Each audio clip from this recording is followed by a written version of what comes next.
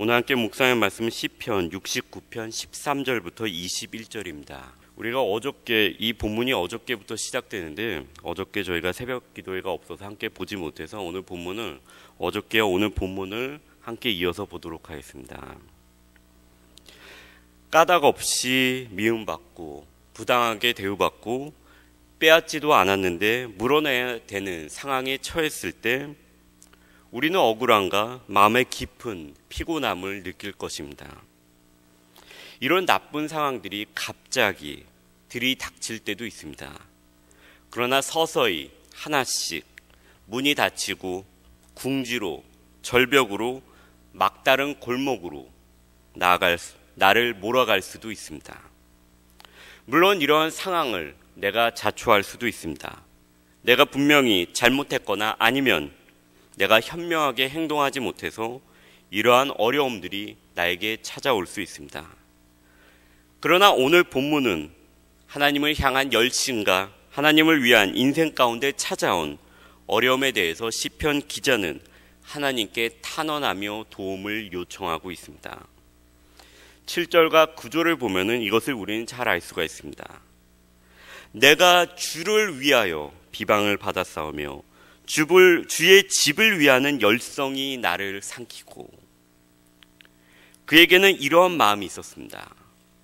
저는 오늘 본문을 읽으면서 초대교회 성도들이 생각이 났습니다. 제가 어저께 초대교회 성도들에 관한 초대교회 성도들의 복음 전도에 관한 책의 챕터 1과 챕터 2를 읽었는데요. 초대교회 성도들은 우리가 잘 알고 있듯이 여러 가지 어려움 가운데 있었습니다. 성찬식에 대해서 비밀리에 식인 사람을 먹는 행하는 그런 것들을 행하는 종교 집단이라는 소문에 시달려야 했고, 형제 자매라 부르는 것이 잘못 이해가 돼서 근친끼리 결혼을 한다는 소문과 편견에 시달려야 했습니다. 교리적으로 보기에도 로마 사람들이 보기에 상당히 이상했습니다.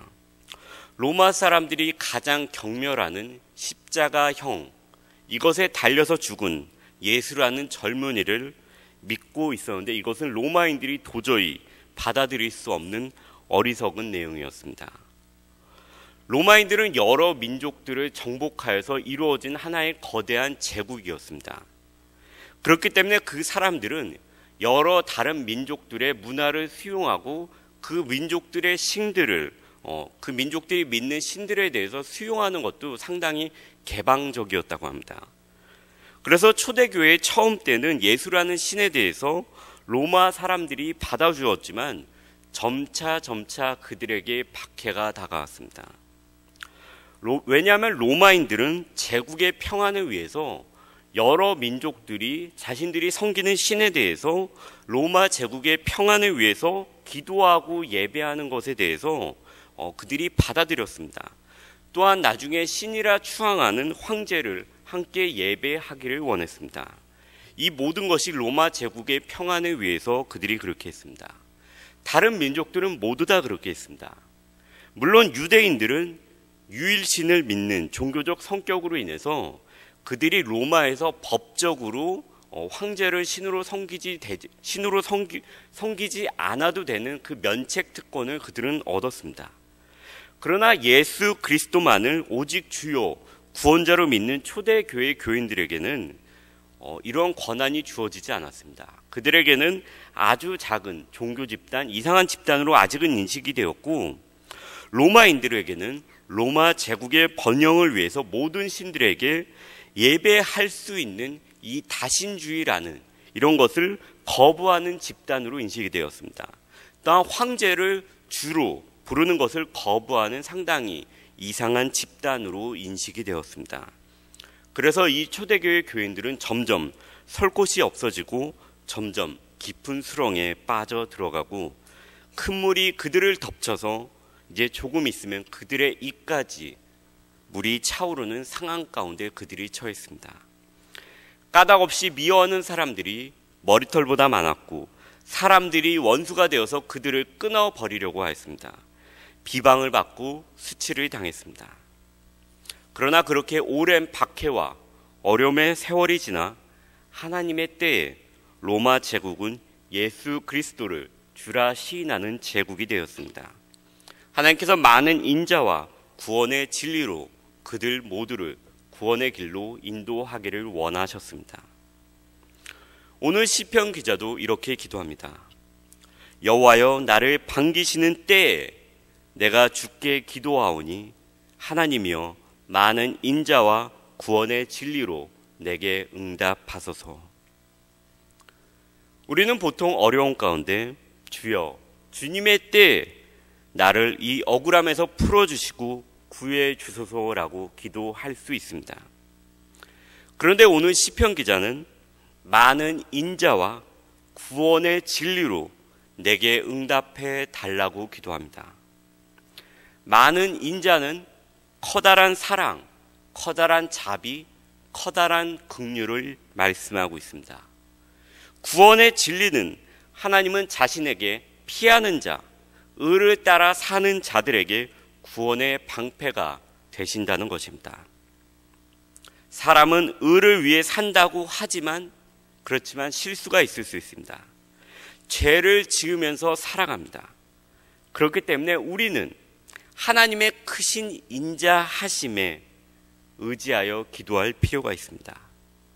억울한 상황 가운데서 부당하게 미움을 받는 형편 가운데서 까닭 없이 원수가 나를 미워하는 상황 가운데서 원수를 위협하고 나는 완전히 무죄한데, 나는 완전히 죄가 없는데 상대방이 무조건 잘못한 것이라는 마음이 가득 차 있다면 우리는 이 어려운 가운데서 다시 한번 생각해 보아야 합니다.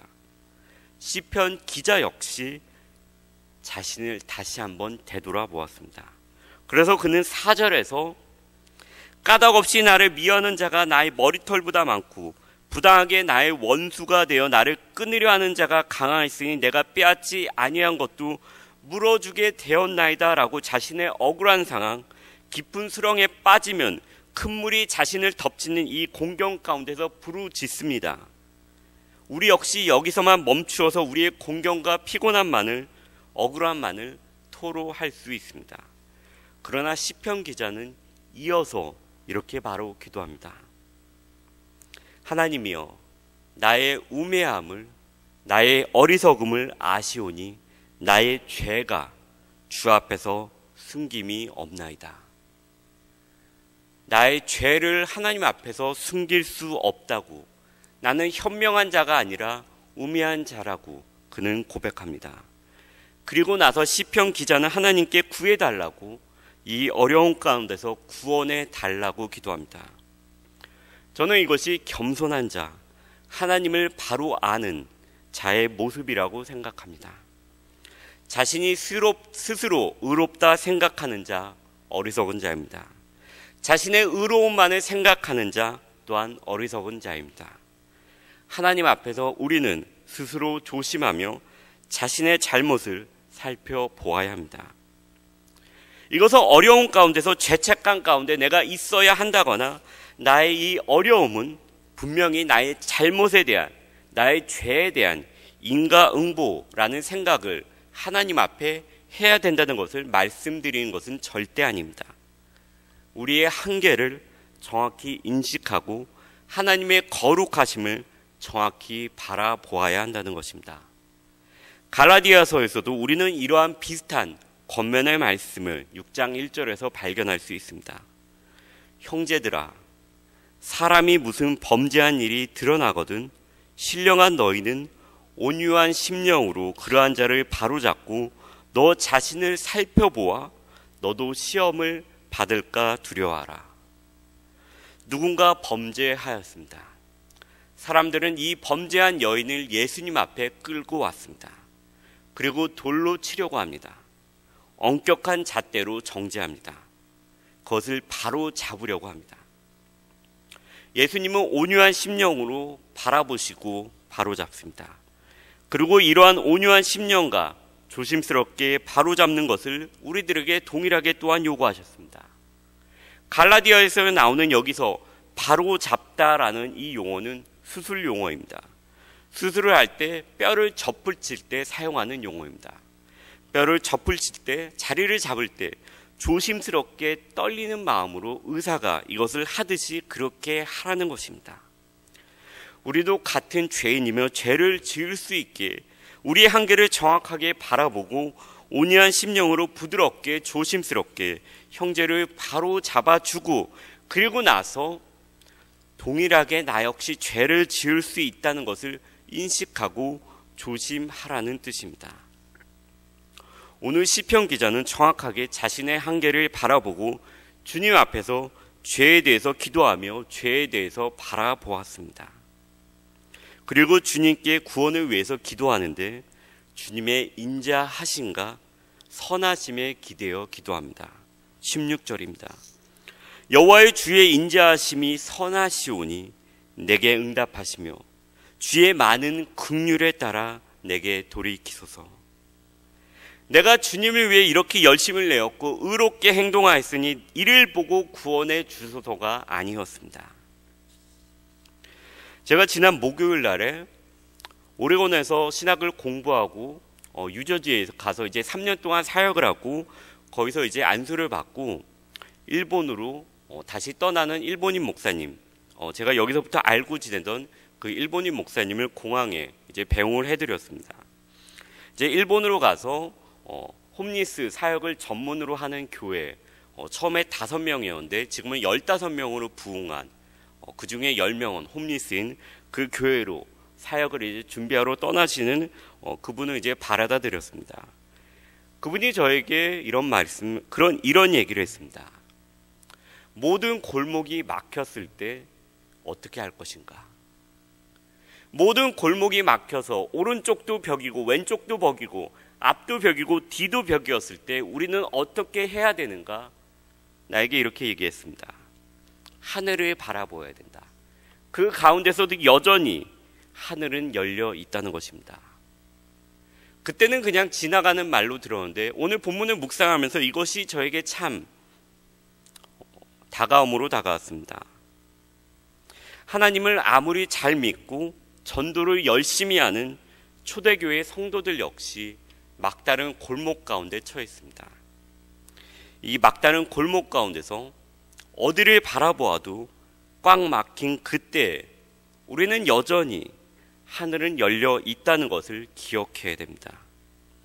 그리고 그것을 넘어서 오늘 본문은 우리에게 이렇게 가르쳐 줍니다. 하늘에서 하나님은 이 모든 것을 바라보고 있다는 것을 기억하라고 오늘 본문은 우리에게 말씀하여 주고 있습니다. 하나님께서 이 모든 것을 바라보시고 있기 때문에, 그렇기 때문에 하나님께 간구하고 기도하라고 오늘 본문은 우리에게 말씀하고 있습니다. 왜냐하면 그곳이 유일하게 열린 곳이며 이것을 넘어서 나의 아픔과 슬픔을 모두 다 아시는 모든 원수들의 악행 역시 하나님께서 알고 계신다고 오늘 본문은 말씀하고 있습니다. 이것을 말씀하고 있는 오늘 19절을 함께 봉독하며 오늘 나눔을 마치도록 하겠습니다. 오늘 19절을 함께 봉독하도록 하겠습니다. 주께서 나의 비방과 수치와 능욕을 아시나이다. 나의 대적자들이 다 주님 앞에 있나이다.